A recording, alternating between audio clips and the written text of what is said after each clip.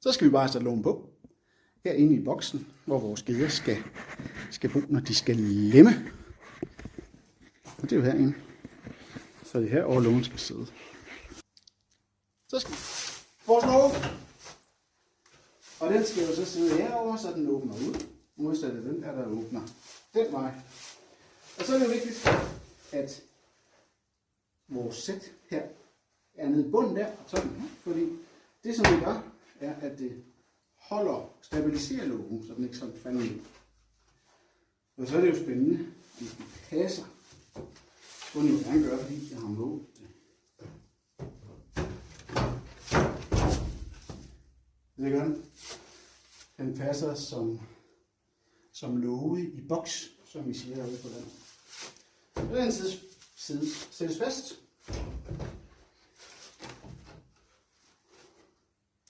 Med de her og hvordan gør man så det? For den står jo ikke her. Det gør man selvfølgelig ved at bruge det skruen ting midlertidigt på plads princip. Så jeg skruer den fast her, så jeg kan sætte beslænding på, mens den sidder som den sidder.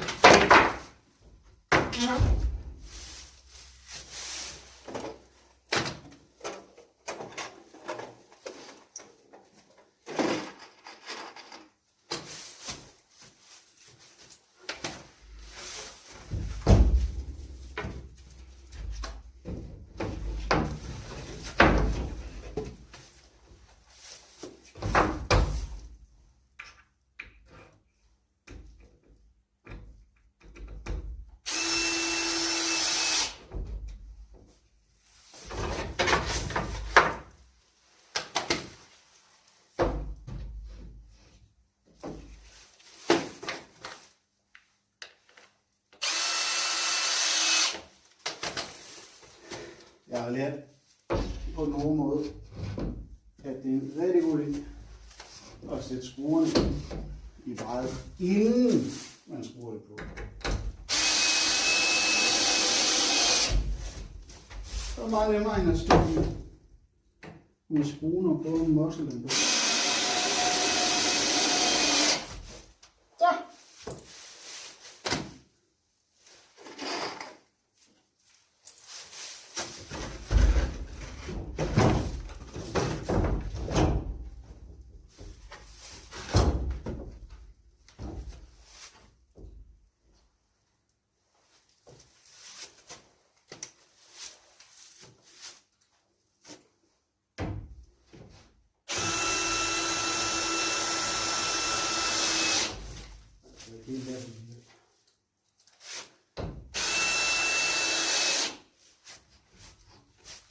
Og så kan vi jo lige fingøre det.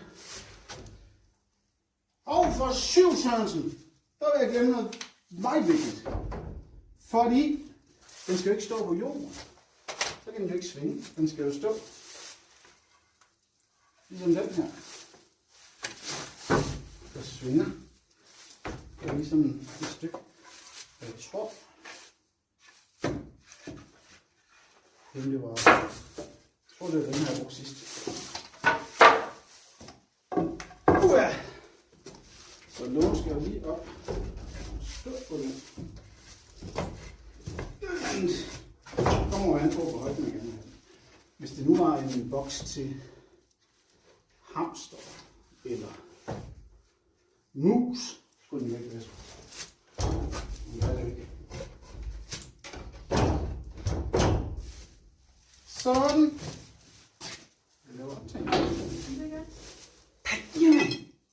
Hej baby, kom her. Kom her. Hej Daisy. Hej. Det var sund, lady. Jeg har sådan en hund. Nå.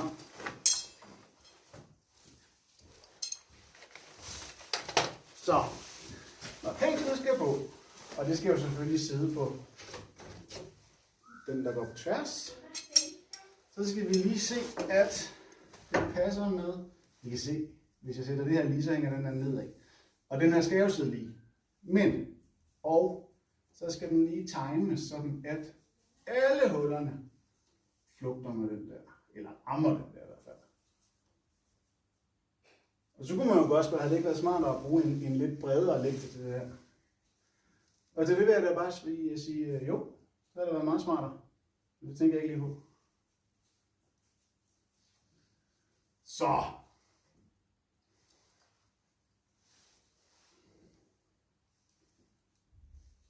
skal den jo faktisk helst lidt sådan ud til kanten. Hvilket betyder, at den der rammer et hul. Det går nok også. Ups. Så, hvis vi sætter den cirka her, så kan jeg tage den her af. Igen, for den er jo ikke så rar på, når man skal sætte den. Og så kunne jeg jo godt lave nogle mærker, og jeg kan også bare sætte en skrue i. Her. For nu ved jeg, om den skal sidde der.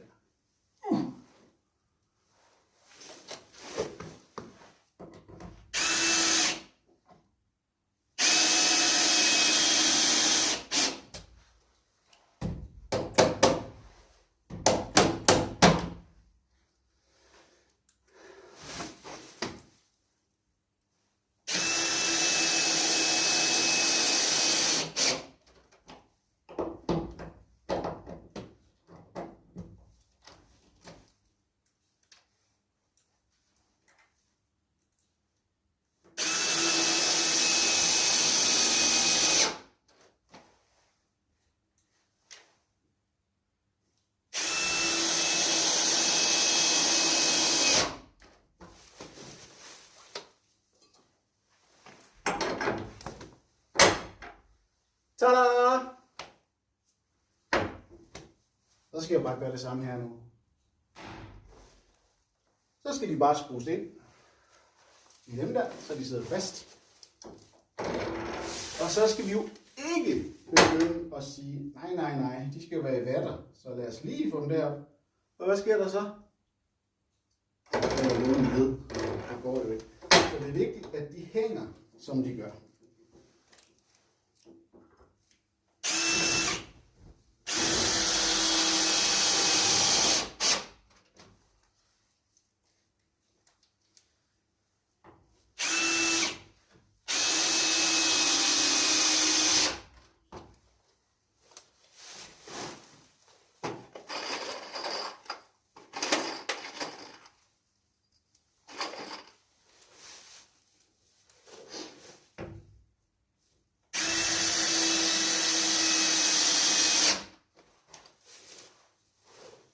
Og nu er vi jo så faktisk endt i den situation, at der er 2 af de her huller, der ikke passer med et bræt.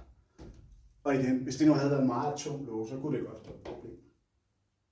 Og så kunne man godt have tænkt, hey, skulle vi ikke lige have målt det inden? Og det kunne vi godt have gjort. Men til den lover det lige meget. Og jeg kan sagtens komme ind og få 5 bagved i den store base. Og det går nok.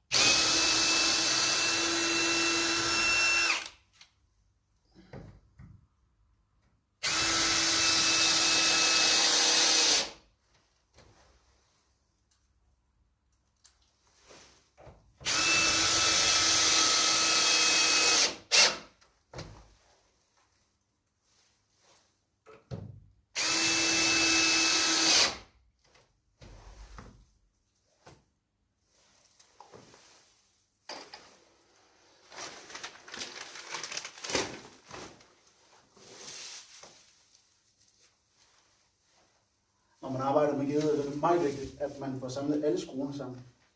Og når man arbejder med gedder her på Rigsmosegård, så er det særlig vigtigt, fordi jeg får simpelthen så meget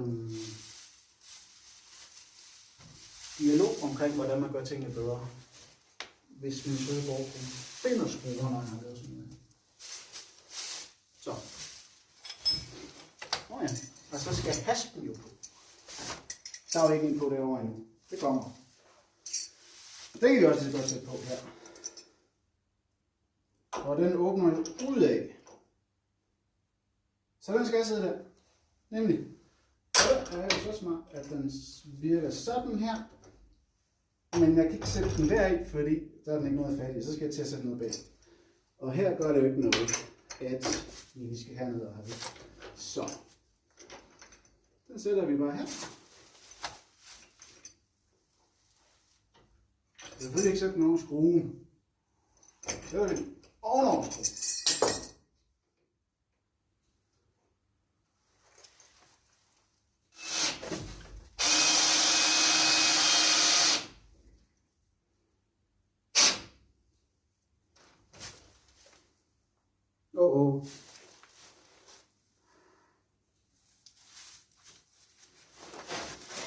Den er jo for lang, den her.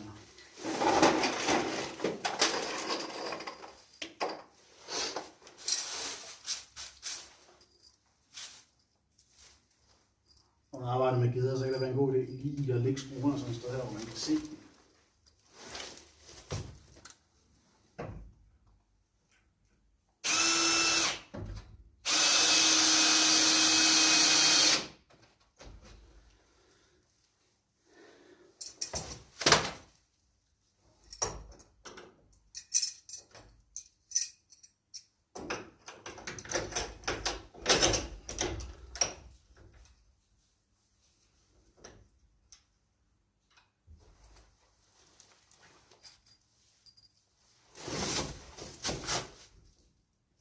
Samt gælder, hvis man arbejder med alpaka.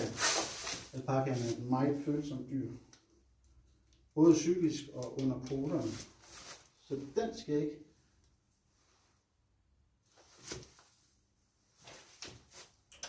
træde på skrue.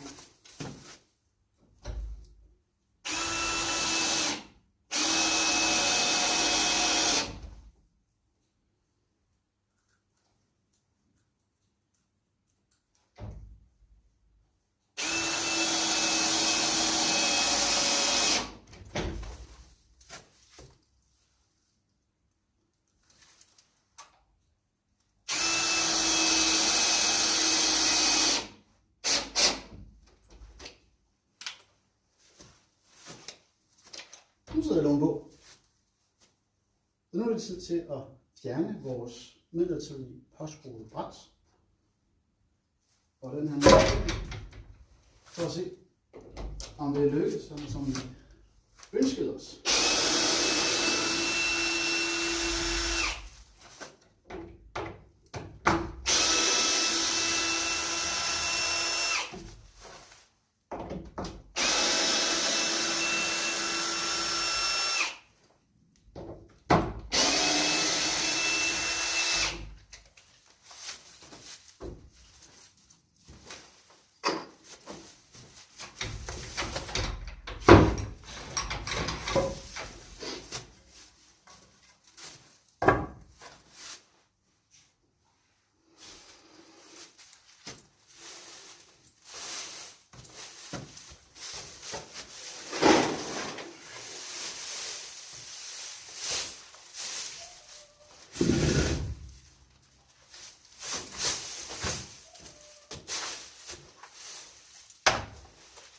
Er I klar?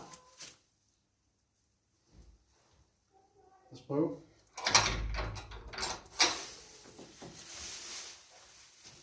Jamen altså.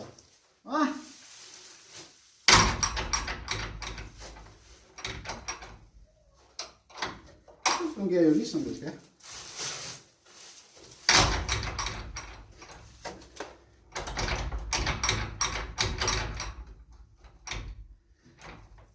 Og hvis vi nu synes, at det smarte ved den her er jo, at den holder, så vi kan måske den op.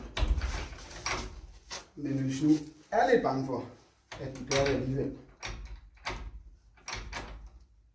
så kunne man jo også sætte en hasp på hernede. Eller finde på et snedigt system med sådan en, der kunne gå ned over og så sætte sig op. Det tror vi ikke. Og hvis de endelig skulle gøre det, så er der en boks her. Så